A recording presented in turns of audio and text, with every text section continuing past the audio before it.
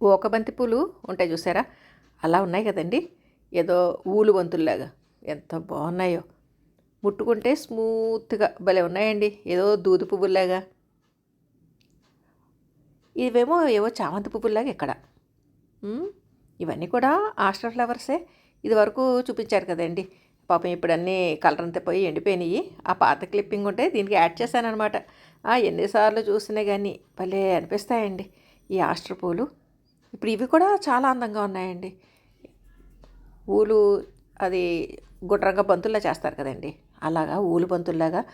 ఒక షేడ్లోనేమో ఇవి బొగడ బంతి పూలు ఉంటాయి చూసారా, అలాగా చిట్టి చిట్టి పూలు ఇచ్చుకుని భలే ఉన్నాయి చూసారా. అదంతా బంచ్ అనమాట, చిన్ని చిన్నిగా ఆ పూలు.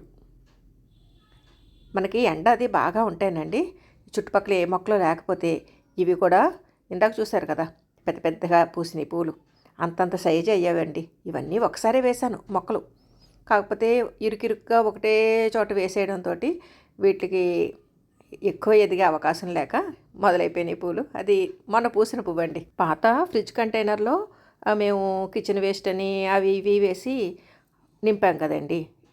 పెద్ద పెద్ద మొక్కలు వేయడానికి అవకాశం ఉండదండి, ఎందుకంటే అవన్నీ డికంపోజ్ అవ్వాలి కదా. అందుకని ఎక్కువ వేరు వ్యవస్థ లోపలికి వెళ్లకుండా ఉండే మొక్కలు వేసామన్నమాట. ఆకుకూరలని, ఇలాగా ఆస్టర్ అని ఇటువంటివి. ఈ మధ్య వంగ కూడా వేసాము, వంగ, టమాటా, పచ్చిమిర్చి ఈ మధ్య నాటామండి.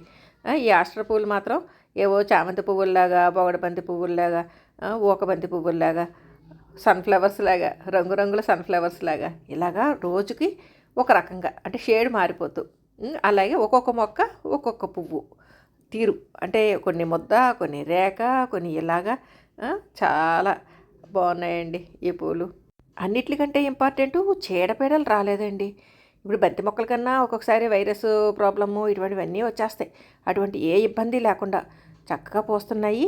కాకపోతే ఎండ మాత్రం ఉండాలి, కంటైనర్ పెద్దది ఇవ్వాలి, అలా మట్టి మిశ్రమం కూడా సారవంతంగా ఉండాలి, రెగ్యులర్గా నీళ్లు పోయాలి.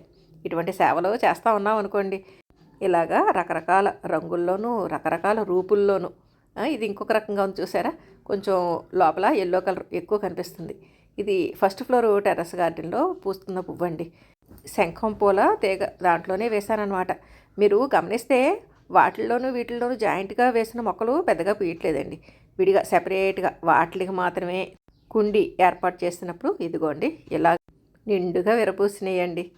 వాటి పక్కన వీటి పక్కన వేసినవి మాత్రం సన్లైట్ సరిగ్గా తగలక, సారం అంటే పోషకాలు కూడా సరిగ్గా అందకండి. ఇదిగోండి ఈ చిట్టి చిట్టి మొక్కలే పూసేస్తున్నాయి అన్నమాట. మొత్తానికి ఏమైనా కానీ ఇవి కూడా బాగున్నాయి కదండి.